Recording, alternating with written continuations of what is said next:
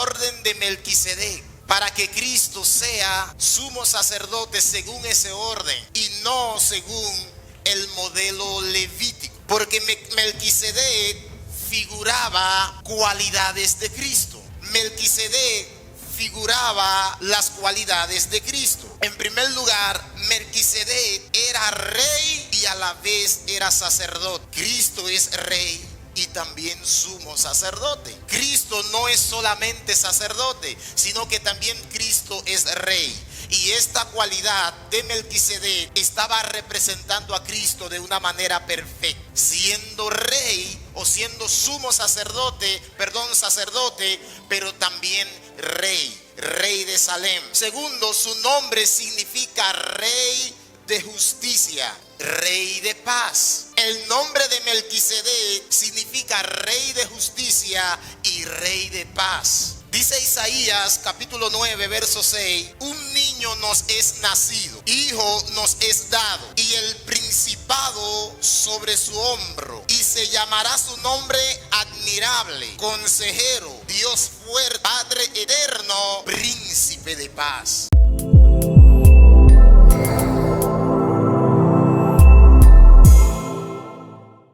La carta a los Hebreos vamos a leer en el capítulo 4, versículo 14 al 16.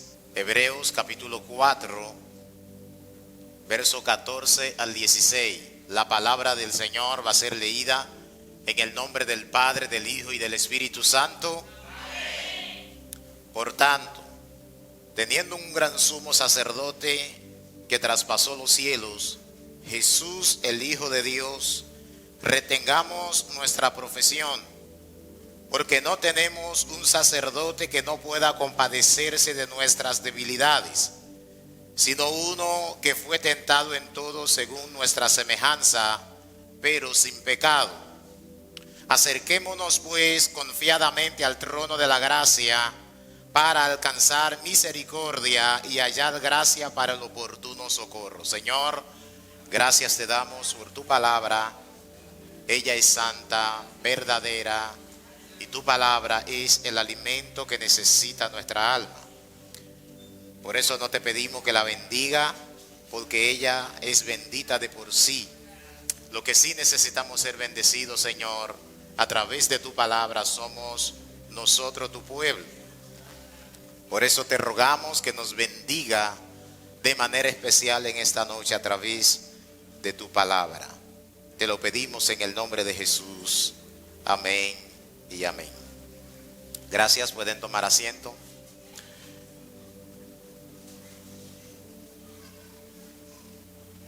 El tema que vamos a tratar en esta noche es el sacerdocio de Cristo.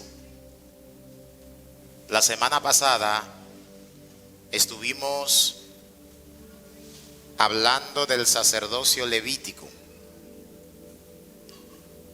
y vimos cómo el sacerdocio levítico, ese ministerio apuntaba al sacrificio o el ministerio de Cristo, el sacerdocio, el ministerio de Cristo.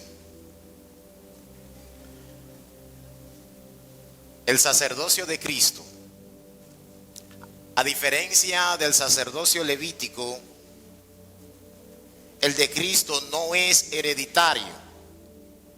Y es obvio porque Cristo no viene de la tribu de Leví. Porque los levitas, principalmente los hijos de Aarón, de manera sucesiva recibían el sacerdocio para ministrar en la casa del Señor. Pero Cristo no viene de la tribu de Leví, sino de la tribu de Judá. Gloria al Señor. El sacerdocio de Cristo es según el orden de Melquisedec, no según el orden levítico, sino según el orden de Melquisedec. Del capítulo 7, el versículo 21, dice: porque los otros ciertamente sin juramento fueron hechos sacerdotes, pero en este, con el juramento del que le dijo, juró el Señor y no se arrepentirá, tú eres sacerdote para siempre, según el orden de Melquisedec.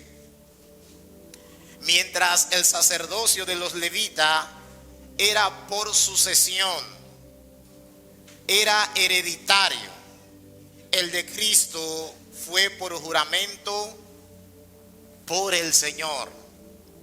El mismo Señor juró diciendo que Cristo era sacerdote para siempre, según el orden de Melquisedec.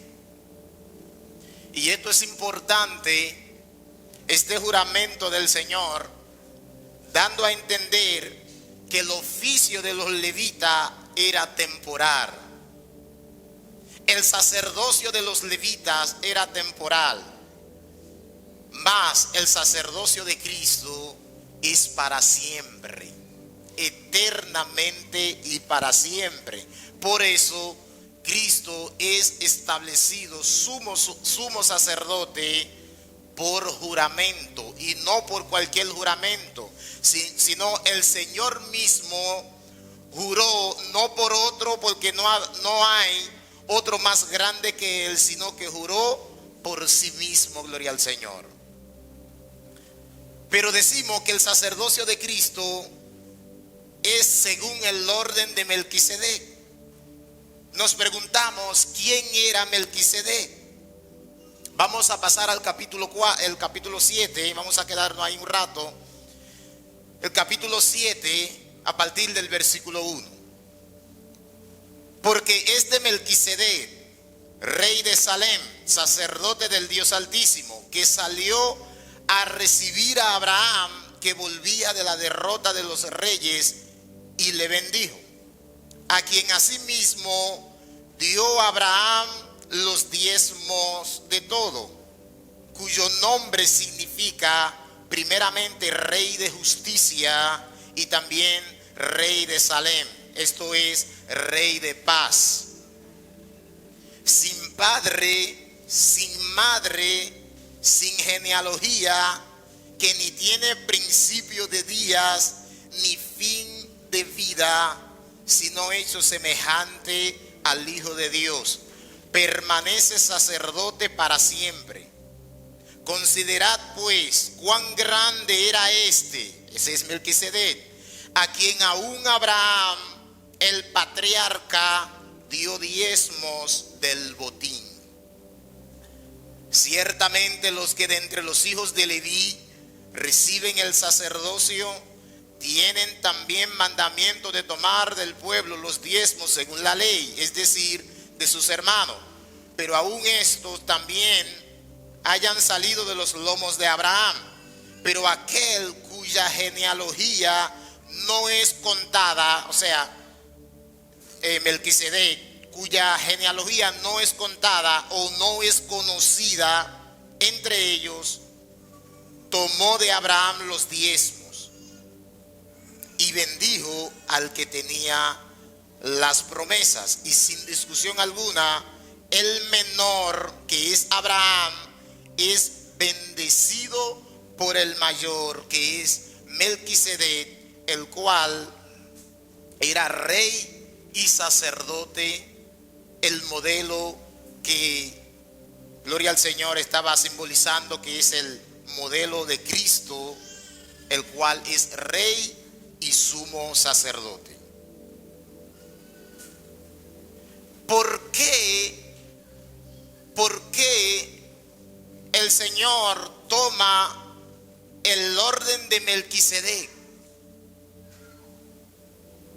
para que Cristo sea sumo sacerdote según ese orden y no según el modelo levítico?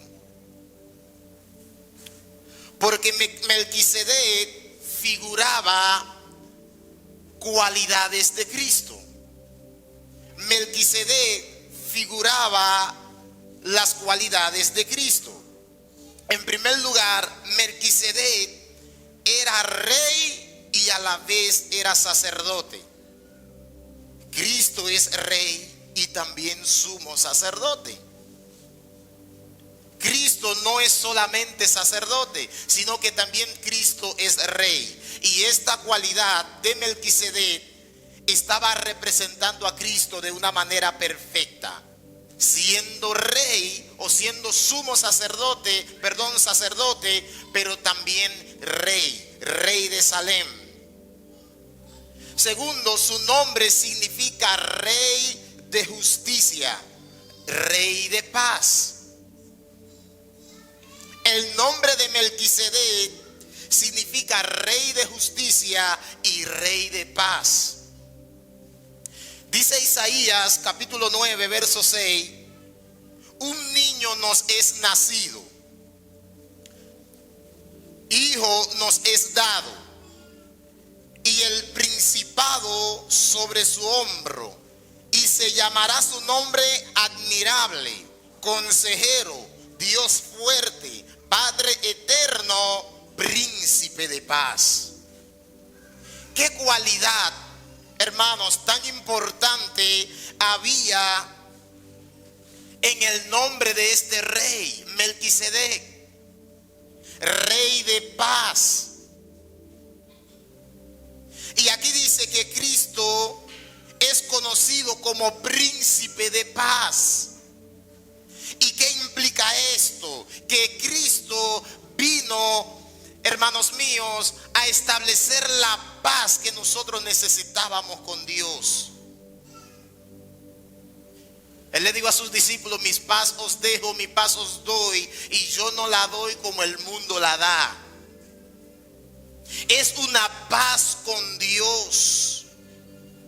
Romanos capítulo 5 versículo 1 nos dice: justificado pues por la fe, tenemos paz para con Dios por medio de Jesucristo. Dice Pablo que nosotros éramos hijos de ira, porque la ira de Dios estaba sobre nosotros, a punto íbamos a ser consumidos por causa de nuestros pecados. ¿Y cuál ha sido la intervención de Cristo a nuestra vida en este mundo? Cristo vino a reconciliarnos con Dios, porque nosotros éramos enemigos de Dios. Y por cuanto éramos enemigos de Dios, la ira de Dios por causa de nuestros pecados estaba sobre nosotros. Por eso dice Pablo: ya ustedes no están bajo ira. Ustedes no están bajo ira porque Cristo sufrió, cargó o recibió la ira de Dios por nosotros, y por eso Él ha hecho paz entre Dios y nosotros. Ya entre Dios y nosotros no hay conflicto. ¿Sabe por qué no hay conflicto? Porque Cristo sirvió de mediador para mediar entre Dios y nosotros y traer la paz que tanto nosotros necesitábamos con Dios. Justificado pues por la fe, tenemos paz para con Dios. En el propiciatorio, el pueblo tenía un encuentro con Dios. O sea, cuando el sumo sacerdote pasaba al lugar santísimo, en el lugar santísimo estaba el propiciatorio, que era como la cubierta del arca. O sea, en el lugar santísimo estaba el arca, y sobre el arca había una especie de cubierta que le llamaban el propiciatorio. Encima del propiciatorio habían dos querubines con sus alas hacia adelante, abiertas hacia adelante. Y en ese lugar el sumo sacerdote tenía que rociar la sangre de los machos cabríos, de los animales que eran presentados, para que en ese lugar Dios, fijándose de ese lugar o manifestándose en ese lugar, que simbolizaba a Cristo, y Dios tenía misericordia del pueblo, tolerando su pecado, porque Cristo vendría a manifestar o a cumplir con este símbolo de la práctica de sacrificio que hacía el sumo sacerdote en el lugar santísimo, donde rociaba la sangre en el propiciatorio. En ese lugar, entre Dios y el hombre, había un encuentro. Ustedes se acuerdan en el libro de Génesis, cuando el hombre pecó contra Dios y Dios los expulsa del huerto del Edén, y dice que Dios puso a querubines con espada desenvainada, prendidas en llama, para guardar el camino del árbol de la vida. O sea, había un bloqueo para el hombre tener acceso hacia Dios. Ahora vemos dos querubines en el propiciatorio, y en ese lugar ellos estaban sin espada, simbolizando la paz que Cristo venía a traer entre el hombre y Dios. Ellos estaban sin espada, por eso el hombre sí podía tener acceso a ese lugar que simbolizaba la presencia de Dios, que simbolizaba al Dios mismo. El hombre podía acercarse a ese lugar, el sumo sacerdote, en representación del pueblo, para que Dios redimiera el pecado del pueblo. Éxodo capítulo 25, verso 17 al 22. Y harás un propiciatorio de oro fino, cuya longitud será de 2 codos y medio, y su anchura de codo y medio. Harás también 2 querubines de oro, labrados a martillo. Los harás en los 2 extremos del propiciatorio. Harás pues un querubín en un extremo y un querubín en el otro extremo. De una pieza con el propiciatorio harás los querubines en sus 2 extremos, y los querubines extenderán por encima las alas, cubriendo con sus alas el propiciatorio. Sus rostros, el uno enfrente del otro, mirando al propiciatorio los rostros de los querubines. Y pondrás el propiciatorio encima del arca, y en el arca pondrás el testimonio que yo te daré, y de allí me declararé a ti. Escuchen el verso 22. Y de allí me declararé a ti, y hablaré contigo sobre el propiciatorio de entre los querubines que están sobre el arca del testimonio, todo lo que yo te mandare para los hijos de Israel. O sea, desde allí, mis hermanos, Dios se comunicaba con el sumo sacerdote, y Dios le hablaba al sumo sacerdote para que él le hablara al pueblo. Era el lugar de reunión, era el lugar a donde el pueblo de Dios podía comunicarse con Dios. En el propiciatorio, Cristo cumplió de manera perfecta ese símbolo del arca del pacto, o sea, del propiciatorio, donde Dios hacía misericordia, donde Dios tenía misericordia de los pecados de este pueblo. Cristo ha sido propicio a nuestros pecados. Cristo, así como se presentaba la sangre en aquel lugar, Cristo con su sangre, Él ha tenido misericordia de nuestros pecados y ha apaciguado la ira de Dios.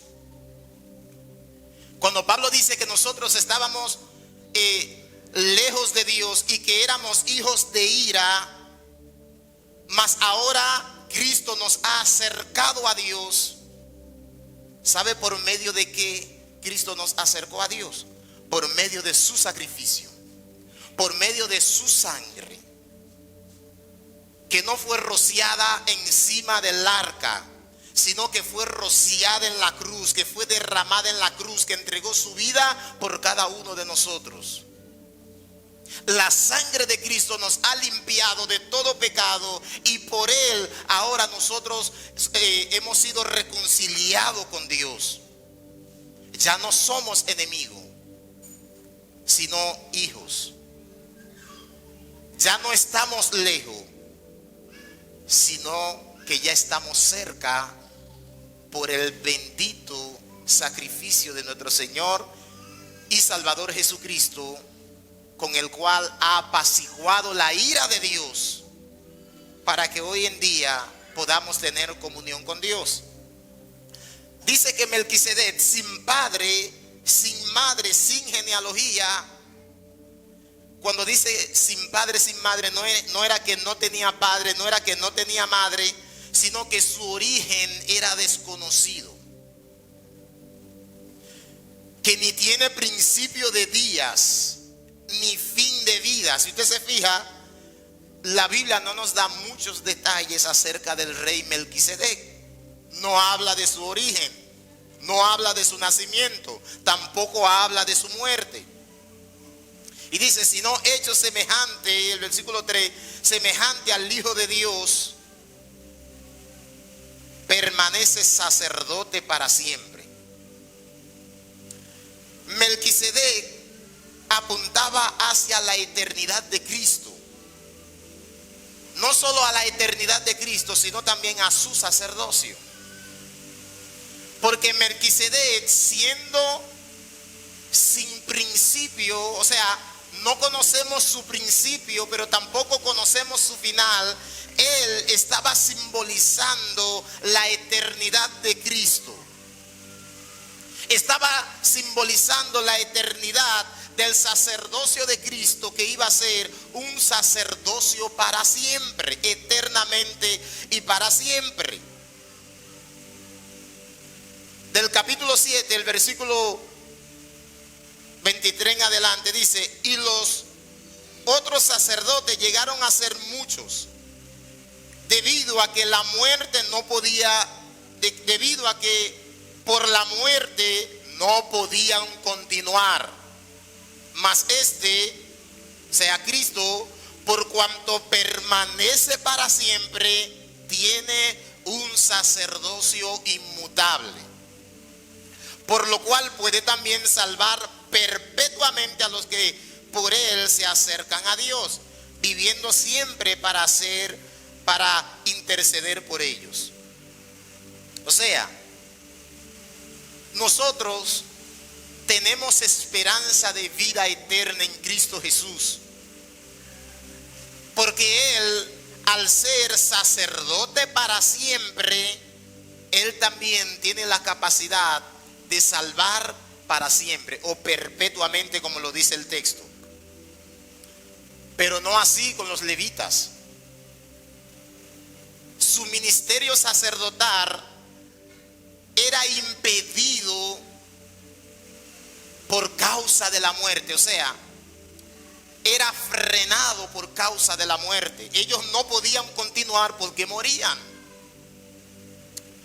Pero Cristo, al vivir para siempre, también Él tiene el poder para salvar perpetuamente a los que se le acercan. ¿Por qué? Dice el texto, porque viviendo siempre para interceder, o sea, Él vive por los siglos de los siglos para interceder por nuestros pecados. Como dice el libro de Juan, hijitos, estas cosas, las cartas de Juan, os escribo para que no pequen. Pero si alguno peca, abogado tenemos para con Dios, a Jesucristo el justo. Y Él, como abogado, Él intercede delante de Dios por cada uno de nosotros. Él, como sumo sacerdote. Dice el verso 26, porque tal sumo sacerdote nos convenía, santo, inocente, sin mancha, apartado de los pecadores y hecho más sublime que los cielos. ¿Se acuerdan cuando nosotros hablábamos la semana pasada de los animales que traían para ser sacrificados, los cuales estaban simbolizando a Cristo, y era necesario que fueran perfectos en el sentido de que no podían tener patas rotas, no podían tener imperfecciones en su cuerpo, tenían que ser animales completos, porque estaban simbolizando a Cristo. Y Cristo es el sumo sacerdote eternamente y para siempre, que se presentó a sí mismo como una ofrenda perfecta para Dios, como una ofrenda perfecta, sin defecto, como una ofrenda sin pecado, que verdaderamente agradó al Señor.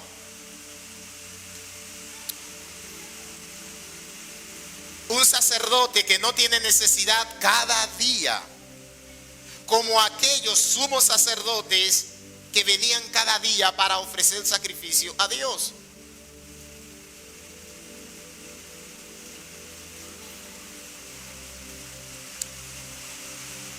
No tiene necesidad cada día, dice el verso 27, como aquellos sumos sacerdotes, de ofrecer primero sacrificio por sus propios pecados y luego por el pecado del pueblo, porque esto lo hizo una vez para siempre, ofreciéndose a sí mismo.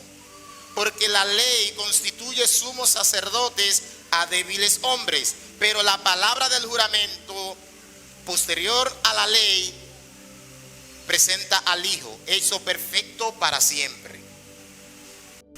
Ha hecho perfecto a todos aquellos que nos hemos acercado a Él una vez para siempre. Ya no hay más necesidad de presentar sacrificio. Como en la ley, cada día los sacerdotes tenían que ocuparse en ese oficio, presentando sacrificios para los pecados del pueblo. Cristo lo hizo una sola vez y ya no hay más necesidad de sacrificio. El sacerdocio de Cristo es superior en un templo celestial. El sacerdocio de Cristo es superior, pero también en un templo superior, que es el templo celestial. Los sumos sacerdotes, según el llamado Levítico, ministraban en el tabernáculo y después en el templo. Pero Cristo no ministra en un templo hecho por mano de hombre, sino que Él ministra desde el mismo trono de Dios. El capítulo 8, versículo 1. Ahora bien, el punto principal de lo que venimos diciendo es que tenemos tal sumo sacerdote, el cual se sentó a la diestra del trono de la majestad en los cielos, ministro del santuario y de aquel verdadero tabernáculo que levantó el Señor y no el hombre. ¿Ven dónde que Cristo está ministrando? Ministro del santuario y de aquel verdadero tabernáculo que levantó el Señor y no el hombre.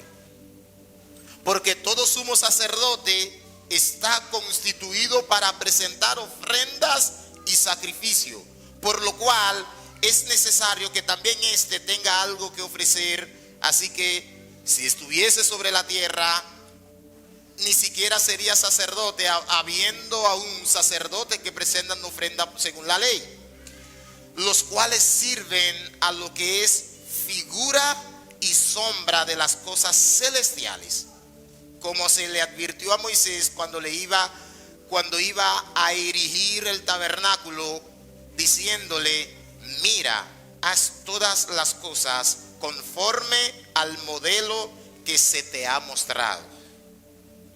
Como venimos diciendo, el ministerio de los levitas apuntaban hacia el ministerio de Cristo. Y como el Señor mismo le dice a Moisés, porque a Moisés se le reveló las cosas que estaban en el cielo, para que de las cosas que están en el cielo hiciera una copia aquí en la tierra. Y esa copia es el tabernáculo, los sacrificios, el oficio de los sacerdotes y toda la práctica en el Antiguo Testamento. Todo ello era una figura, era una sombra. Gloria al Señor, porque Moisés se fijó por revelación de lo real que está en el tercer cielo, para manifestar o para ejemplificarlo aquí en la tierra. Pero Cristo, al completar este oficio, Cristo no entra en el templo hecho por mano de hombre. O sea, el sumo sacerdote tenía que entrar al lugar santísimo hecho por mano de hombre. Pero Cristo no entra en ese lugar, sino que entró a la imagen misma que sirvió de ejemplo para Moisés, para que Moisés lo hiciera tal o ejemplificarlo como Dios lo había mostrado. Cristo no entró a un templo hecho por mano de hombre, sino que entró allá, penetró hasta el tercer cielo, y allí está en el lugar santísimo, a la diestra de Dios, intercediendo por tus pecados y por mis pecados, hermano. Recuerden que Satanás es el acusador. Dice la Biblia que nos acusa día y noche delante de la presencia de Dios. Pero no se preocupen, también tenemos un abogado que está delante de Dios día y noche, intercediendo a favor de su pueblo, a favor de su iglesia. Un sacerdote que se presentó a sí mismo como ofrenda para que nuestros pecados fueran borrados, para que nuestros pecados fueran eliminados, para que hoy día podamos vivir una vida nueva, no una vida como vivíamos en el pasado, muertos en nuestros delitos y pecados, sino una nueva vida en Cristo Jesús. Seguimos en el capítulo 8. Dice el versículo 8: porque reprendiéndolos dice, he aquí vienen días, dice el Señor, en que estableceré con la casa de Israel y la casa de Judá un nuevo pacto, no como el pacto que hice con sus padres en el día que los tomé de la mano para sacarlo de la tierra de Egipto, porque ellos no permanecieron en mi pacto, y yo me desentendí con ellos o de ellos, dice el Señor. Por lo cual, este es el pacto que haré con la casa de Israel después de aquellos días, dice el Señor. Pondré mis leyes en la mente de ellos, y sobre su corazón la escribiré, y seré a ellos por Dios, y ellos me serán a mí por pueblo. Y ninguno enseñará a su prójimo, ni ninguno a su hermano, diciendo, conoce al Señor, porque todos me conocerán, desde el menor hasta el mayor de ellos, porque seré propicio a sus injusticias, y nunca más me acordaré de sus pecados y de sus iniquidades. Al decir nuevo pacto, ha dado por viejo al primero, y lo que se da por viejo y se envejece está próximo a desaparecer. O sea, en Cristo Jesús hay un pacto superior al pacto que hizo el Señor con Israel. ¿Por qué el pacto es superior? Porque Cristo sí pudo cumplir con ese pacto, porque Cristo sí nos pudo representar delante de Dios como hombre para vivir una vida perfecta, la cual Dios demandaba de cada uno de nosotros, para que así el pacto no sea roto como los hijos de Israel rompían el pacto del Señor. ¿Por qué no pudieron permanecer en el pacto que Dios había hecho con ellos? Porque ellos no pudieron, y ningún ser humano, no es que estamos acusando a Israel, ningún ser humano puede vivir de manera perfecta la ley de Dios. Por ende, Dios necesitaba, o nosotros, necesitábamos a alguien que nos representara delante de Dios, alguien capaz de vivir de manera perfecta todas las exigencias de Dios. Por eso ese pacto es superior. Y no solamente Cristo ha cumplido de manera perfecta la ley de Dios por nosotros, sino lo que tampoco podíamos hacer por causa del pecado, ya con su Santo Espíritu Cristo nos ha capacitado para que podamos, no de manera perfecta, pero sí poder obedecer a Dios por medio de su ley.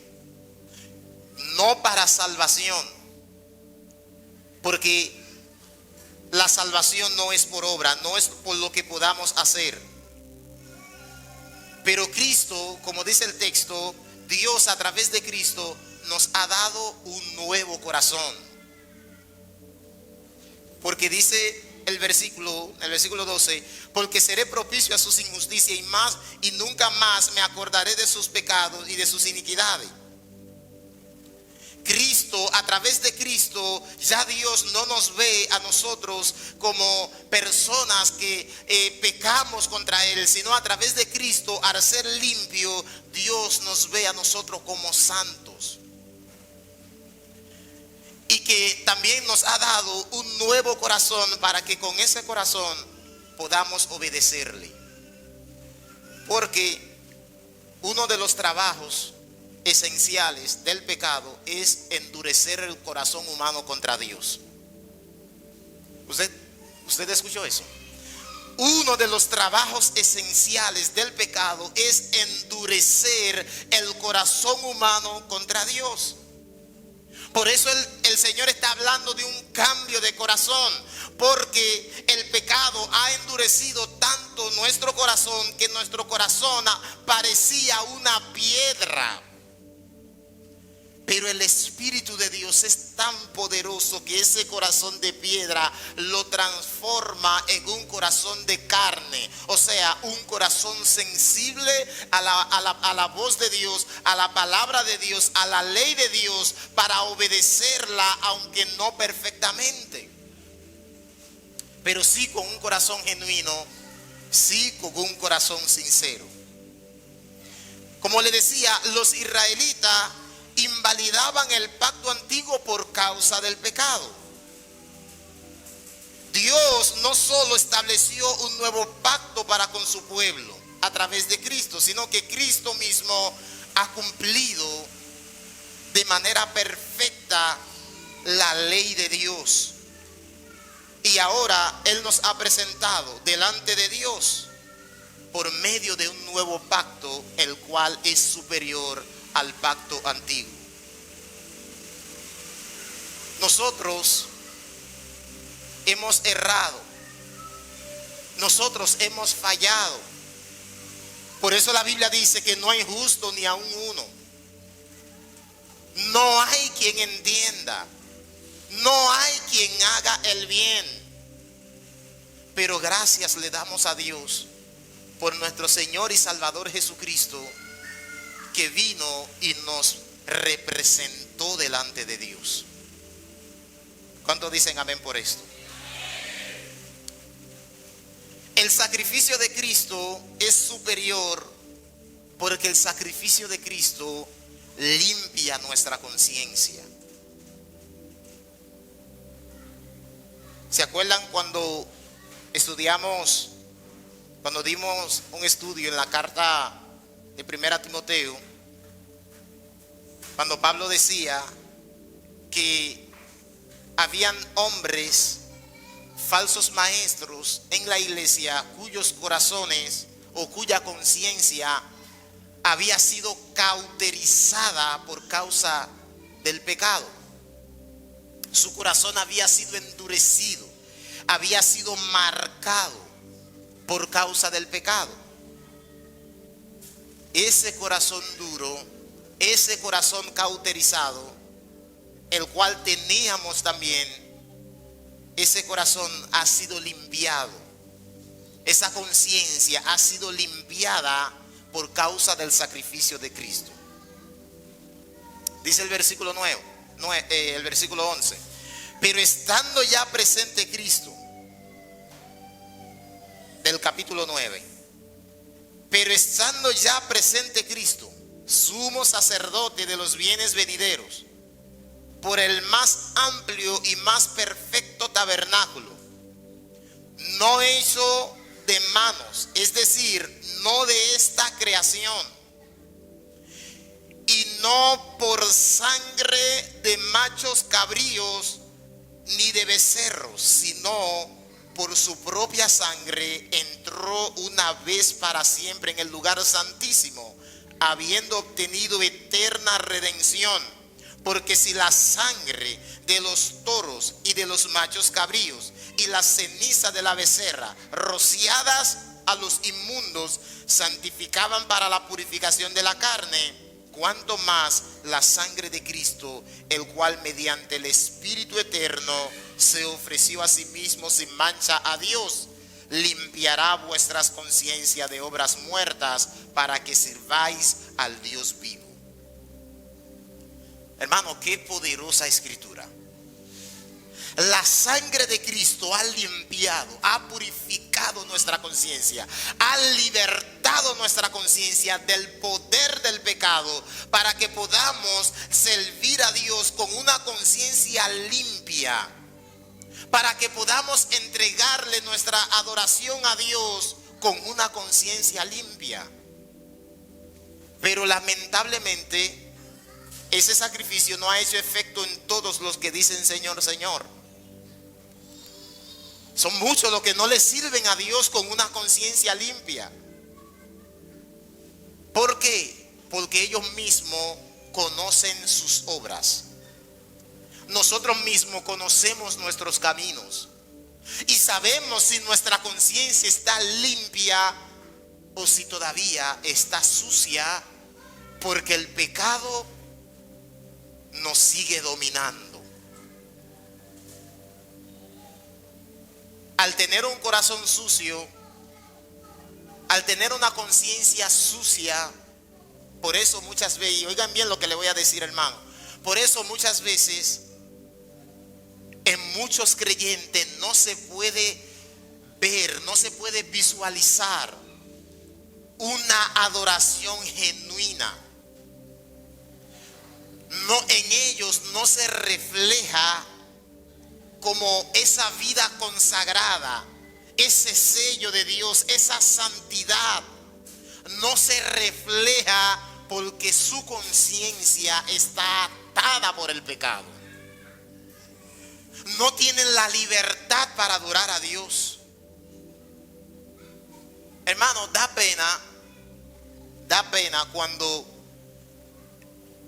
en nuestros cultos de adoración, en los himnos, cuando el Espíritu Santo se está glorificando, o aunque no se esté manifestando de una manera como pensamos que Él se manifiesta en momentos especiales, sino que desde que alguien se para a cantar un himno aquí, da pena y vergüenza ver ciertos creyentes que están sentados en una silla comiéndose las uñas, limpiándose las uñas, con la cabeza para abajo en un asiento. No han sido libres del poder del pecado.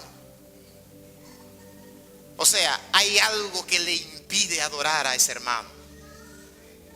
Hay algo que le impide tener la libertad de adorar a Dios con ese corazón agradecido. Pero estamos hablando en la parte de la adoración, en la casa de oración. Pero hay algo que es peor que eso todavía. Y es la vida misma de cierto creyente. Hay cristianos que usted lo ve y usted no sabe si es cristiano, porque dice que es cristiano, pero usted no, la vida de ellos delata su vida impía. Su conducta lo delata. Pero ¿y por qué fulano habla así? Pero los cristianos no se expresan así. Usted no ha visto personas expresarse peor que un impío y dicen que son cristianos. Usted lo ve vestido, usted dice, ve acá, ¿es un impío o un cristiano? No ha sido libre. El pecado tiene su corazón duro. Por eso resisten a la palabra, resisten a la enseñanza, resisten a la voz de Dios.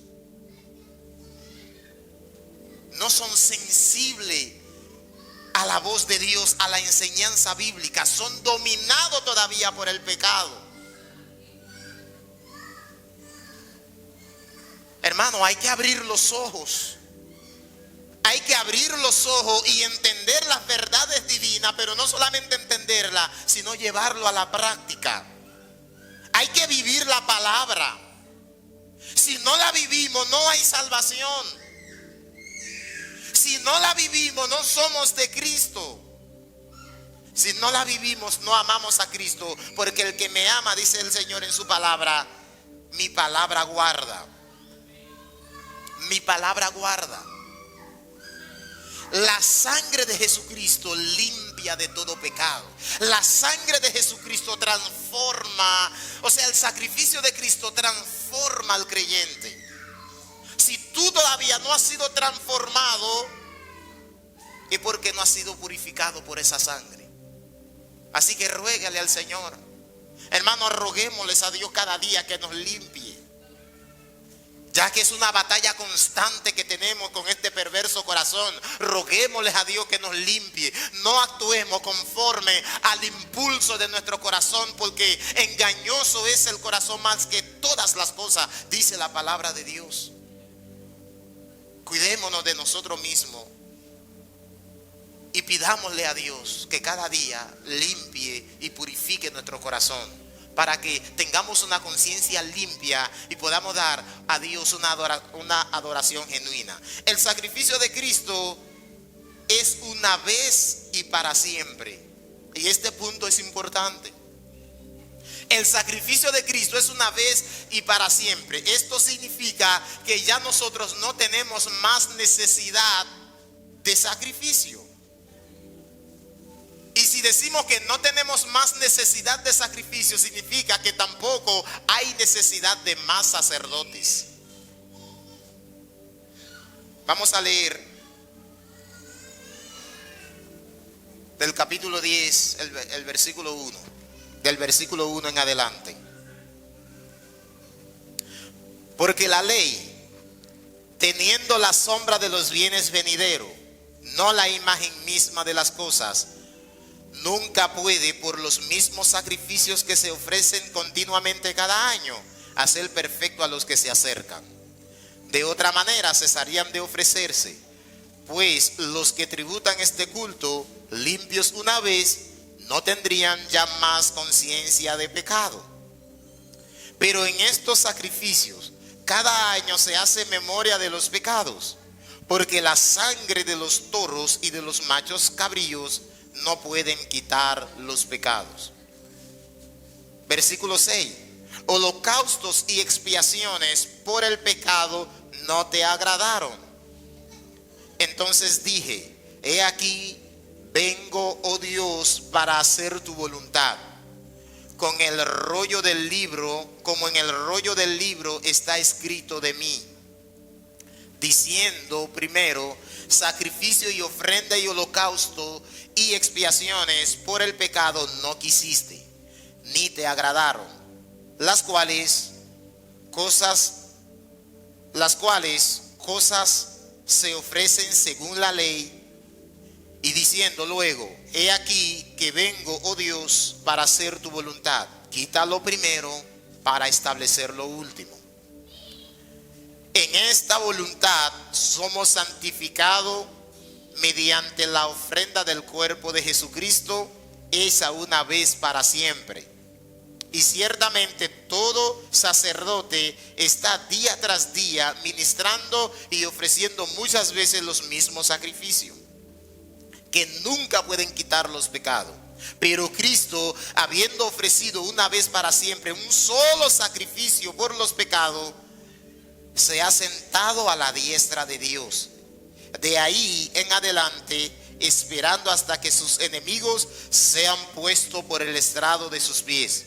Porque con una sola ofrenda hizo perfectos para siempre a los santificados.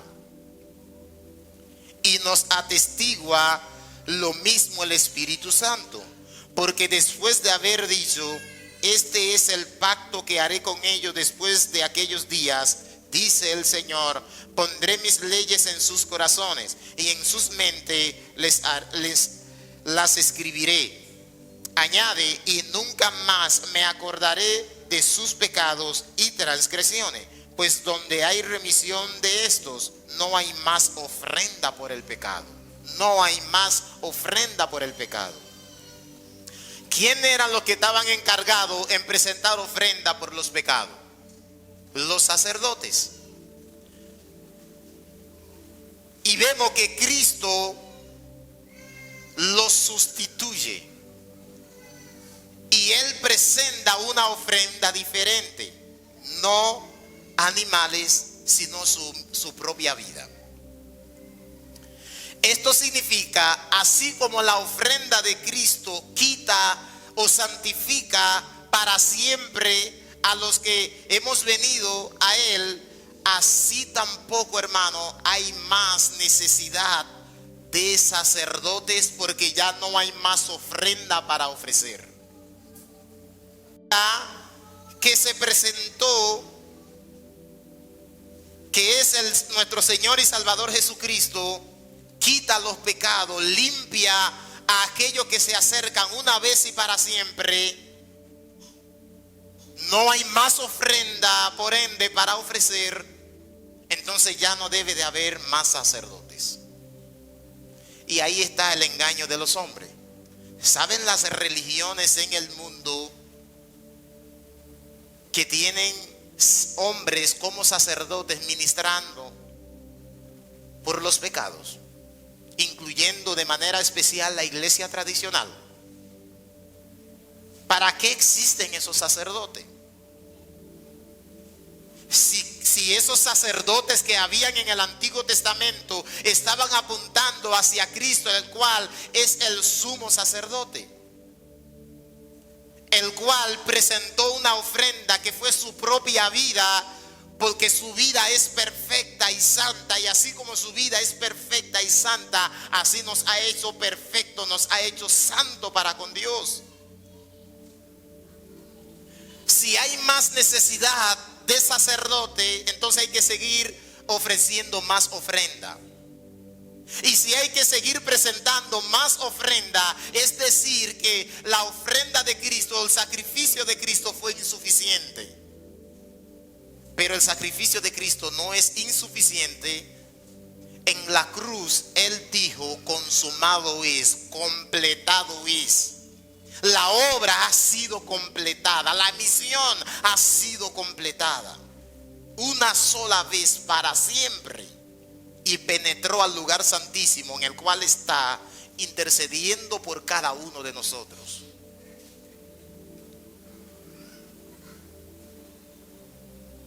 Cristo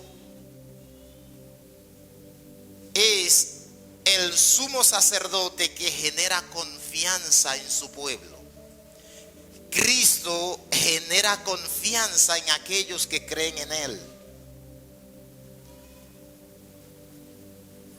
del capítulo 4, el versículo 15 y 16 dice: porque no tenemos un sumo sacerdote que no pueda compadecerse de nuestras debilidades, sino uno que fue tentado en todo según nuestra semejanza, pero sin pecado. Dice el 16: acerquémonos pues confiadamente al trono de la gracia para alcanzar misericordia y hallar gracia para el oportuno socorro. Primero dice que ese sumo sacerdote conoce nuestras debilidades, porque por donde estamos pasando, Él también pasó. Somos tentados, Él también fue tentado. Y la tentación atacó a Cristo de una manera más feroz que a cualquier ser humano. Porque el objetivo del pecado era Cristo. Porque ya tenía toda la raza humana bajo pecado. El objetivo del pecado era Cristo. Para que puedan entender esto mejor, es como cuando los reyes salían a la guerra. El objetivo del rey enemigo o del rey contrario era capturar al rey enemigo. Porque si capturaba al rey, ya todo el pueblo era capturado. O mejor dicho, ya la batalla era ganada. ¿Se acuerdan cuando Josafat fue a la guerra, me parece con Acab? Cuando Acab se disfrazó, porque Acab sabía que era su cabeza que andaban buscando. Y cuando intentaron agarrar a Josafat, oiga qué historia, hermano, ni más diría rara, pero es real. Rara en el sentido porque encuentran a Josafat, el rey enemigo encuentra a Josafat y los soldados lo soltaron porque no era el rey que andaban buscando, porque contra quien ese ejército tenía guerra no era contra Judá, sino contra Israel, cuyo rey era Acab. Era la cabeza de Acab que necesitaban. Así que, hermanos, no pensemos que nosotros, escucha eso bien, iglesia, no piense que usted está sufriendo más que Cristo. Nosotros nunca vamos a llegar al sufrimiento, a sufrir el sufrimiento que sufrió Cristo. Nunca vamos a llegar a ese nivel. Él era el objetivo. El enemigo sabe que hay creyente que con cualquier cacarita de guineo lo hace caer. El enemigo sabe que hay creyente que no hay que ofrecerle muchas cosas. Con pocas ya lo tienen. Hay cristianos que se han apartado de Dios por un trabajo. Hay cristianos que se han apartado del evangelio por una esposa. Esposas por un esposo, esposos por una esposa. Hay creyentes que se han apartado del evangelio por un vehículo, por dinero, por cualquier cosa. Por eso Satanás, cuando tentó a Cristo, le ofreció el mundo entero. Le ofreció, hermano, el mundo entero. No le ofreció un vehículo. No le ofreció una esposa. No le ofreció una ciudad. No le ofreció una casa. No le ofreció un objeto de valor limitado. Le ofreció el mundo entero.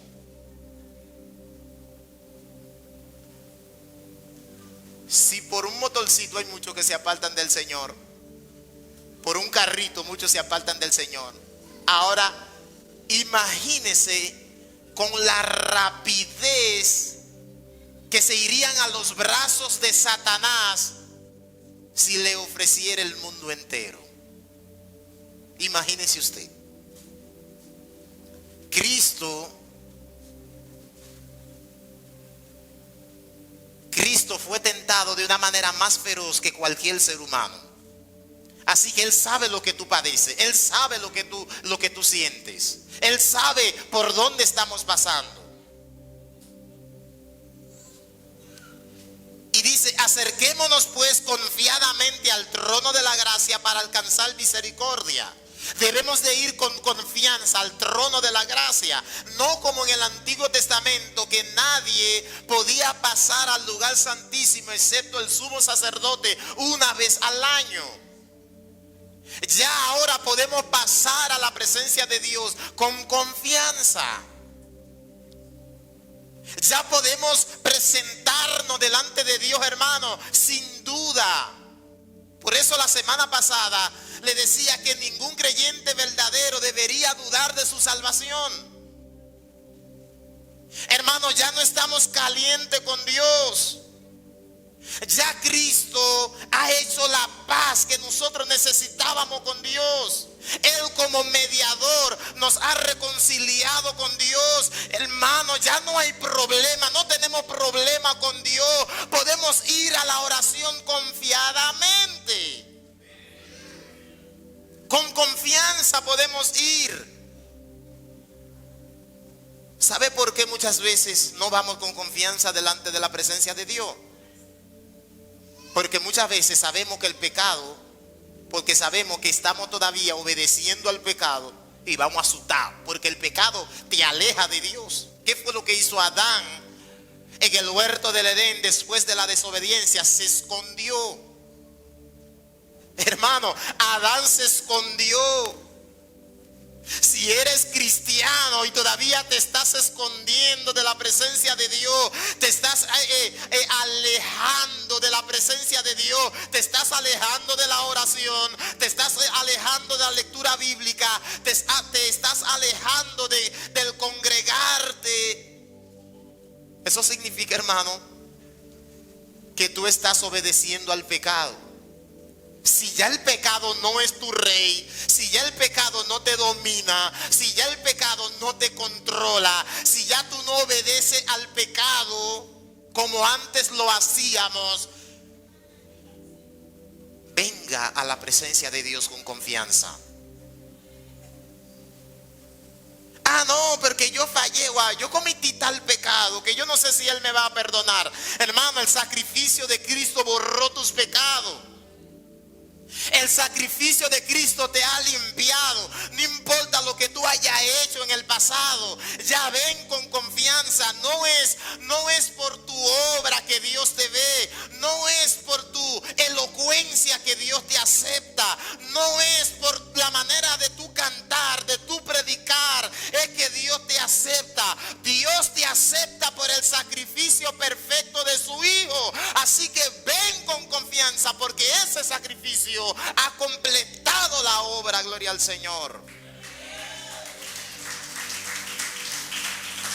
Ya el velo se rompió. Hermano, ya el velo se rompió.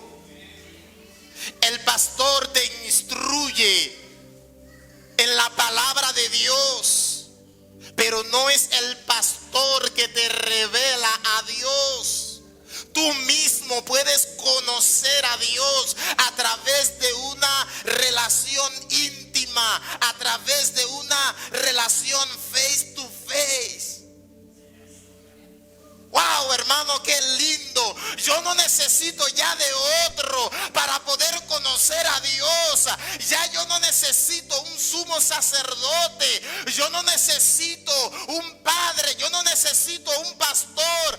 Yo no necesito a un papa para poder llegar a Dios. Ya yo tengo lo que necesitaba: Cristo, y únicamente Cristo. Por medio de Cristo yo voy directo hacia el Padre.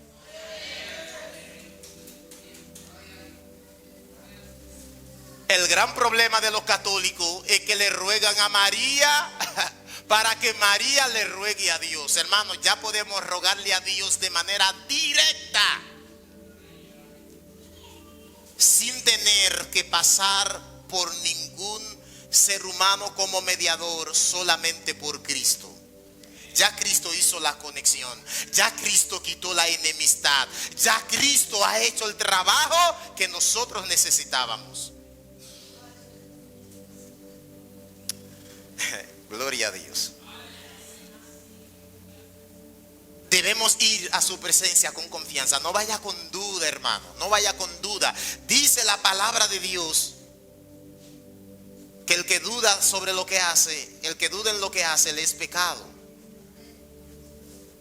Y dice Hebreos, el mismo libro de Hebreos, capítulo 11, versículo 6. Pero sin fe es imposible agradar a Dios, porque es necesario que el que se acerca a Dios crea que le hay y que es galardonador de los que le buscan. Es necesario que crea que le hay. Si tú vas creyendo que no hay, no va a pasar nada. Tenemos que creer.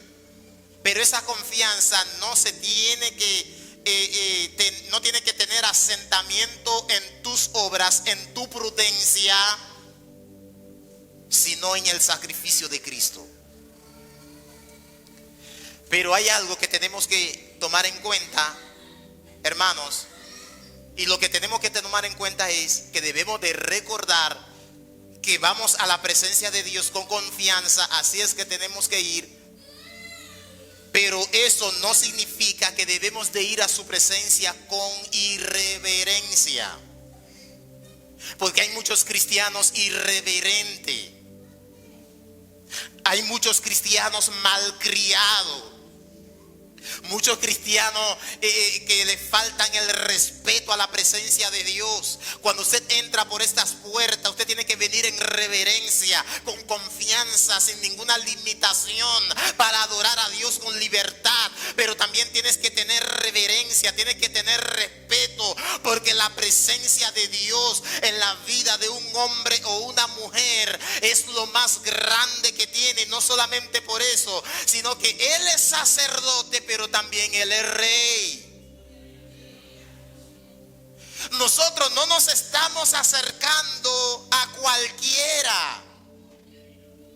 Nos estamos acercando al rey. Nos estamos presentando delante del rey. Hay que hacerlo con respeto. Hay que hacerlo con reverencia. Yo he escuchado evangélicos decir: yo estaba quillado con Dios y yo agarré 3 sillas y 4 sillas. Me senté en una, le dije: Padre, siéntate aquí. Espíritu Santo, siéntate aquí. Hijo, siéntate aquí que vamos a hablar. Ah, pues son tus niños, los niños de tu casa. Estamos hablando del rey. Recuerden que Él es amor. Pero dice Éxodo que también Él es fuego consumidor. Dice Romanos que Él es bondadoso, pero también Él es severo. Él es la roca sobre la cual somos edificados para salvación, pero Él es la roca contra la cual muchos chocan para perdición. Cuidado cómo vamos a la presencia de Dios. Cuidado cómo vamos a la presencia del rey. Y le voy a decir algo que nos va a ayudar. Esto que voy a decir nos va a ayudar en gran manera en la oración. ¿Por qué cuando tú hablas con tu compañero tú no te duermes? ¿Por qué cuando tú hablas con la persona que te agrada, si eres soltero, tú pasas 5 horas y no te llegan sueños? ¿Por qué cuando tú estás viendo una película emocionante no te da sueño? ¿Por qué? ¿Por qué estás activo hablando con la persona y viendo la película o cualquier cosa? Pero hablando con Dios, ni 5 minutos y ahí están los ronquidos. Así es que venimos delante del rey. Así es que venimos a hablar con el rey.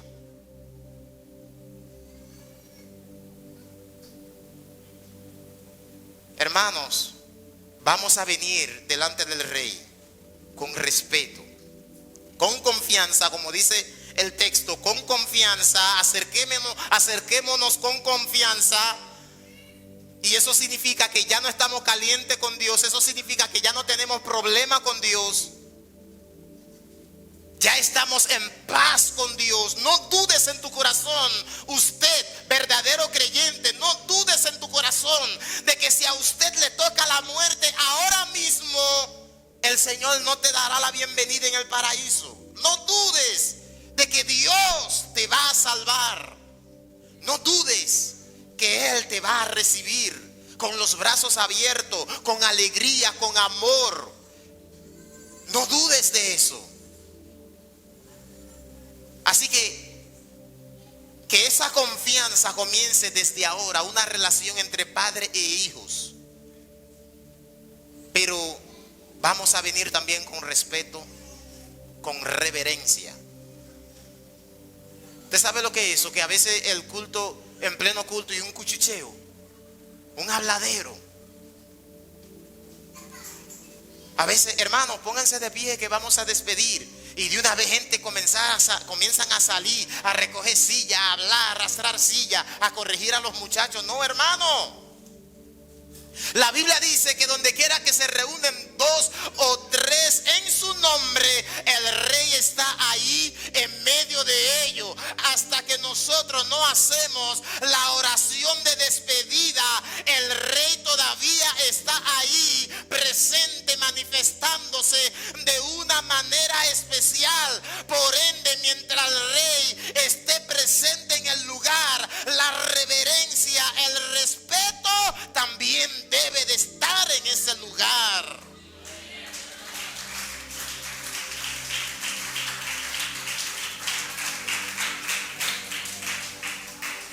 Hay muchos que lo quieren como sacerdote, pero no lo quieren como rey. Como sacerdote para limpiar sus pecados, para salvarlo, para pedirle a Dios, para rogar delante de Dios por ello, pero no lo quieren como rey para reinar en su vida, para gobernar su vida. Él es el rey, y si Él es tu rey, Él gobierna tu vida. Y en su reinado, voy a decir funcionarios, pero no es la palabra correcta, sino para entender. Y en su reino Él ha delegado funcionarios en departamentos específicos. Y desobedecer a los funcionarios suyos es desobedecer a su gobierno, es desobedecer al rey mismo. Tú lo quieres como sacerdote, pero no lo quieres como rey. Tú no quieres que Él sea tu rey. Él, enseñándole a los discípulos a orar, le dijo: venga tu reino, hágase tu voluntad como en el cielo, así también en la tierra. Es la oración, esa oración es para los cristianos. Venga a nosotros tu reino. Hay palabras que decimos y que cantamos que hay que meditar en ellas. Venga a nosotros tu reino y que se haga tu voluntad aquí en la tierra, en mi vida, como se hace tu voluntad en el cielo. Es verdad, tú estás dispuesto a eso. Estamos dispuestos a eso.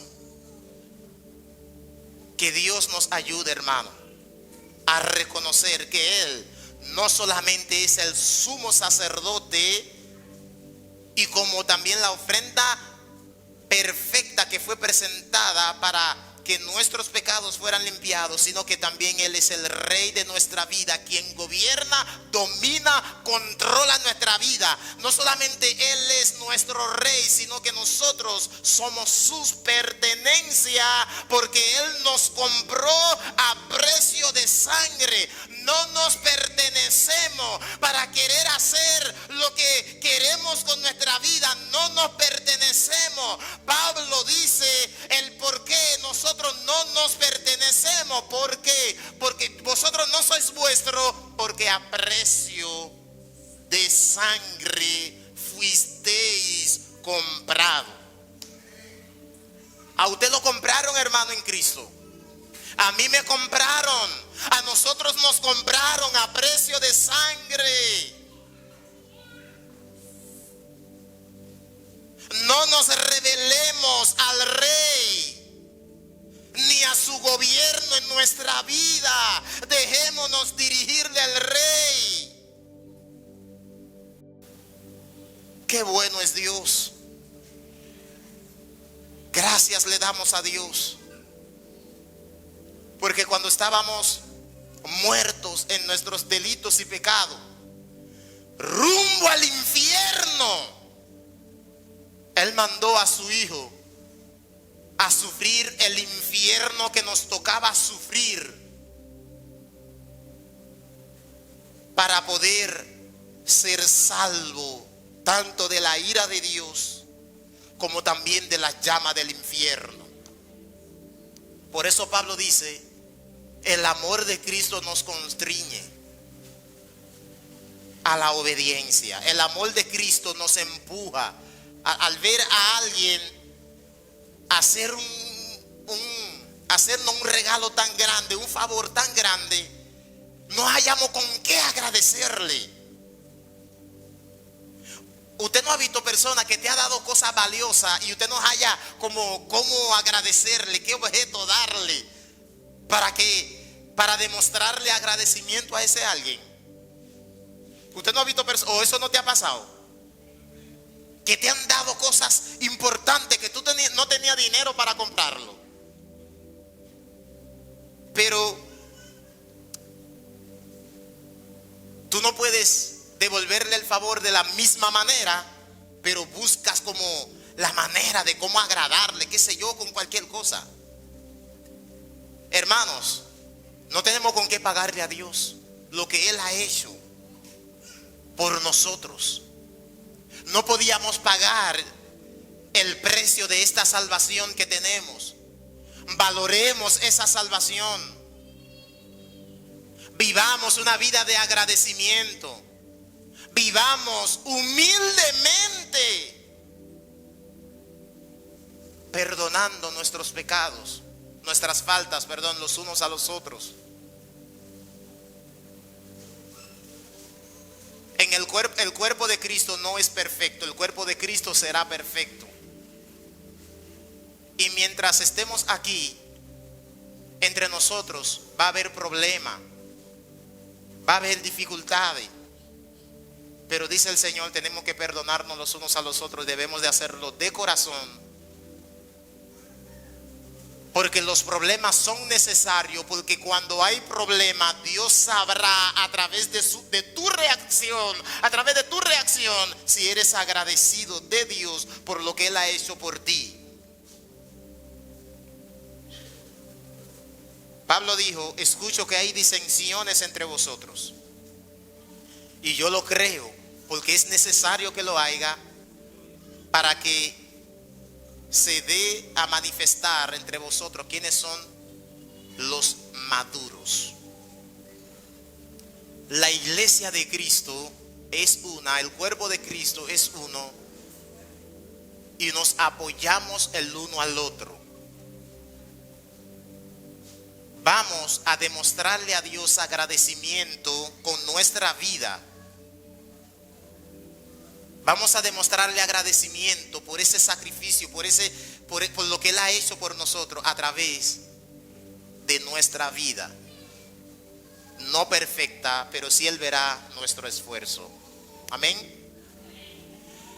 Nunca lo vamos a obedecer perfectamente, pero Él se agrada cuando ve nuestros efectos. ¿Cuántos dicen amén? Gloria al Señor. Hasta aquí el Señor nos ha ayudado.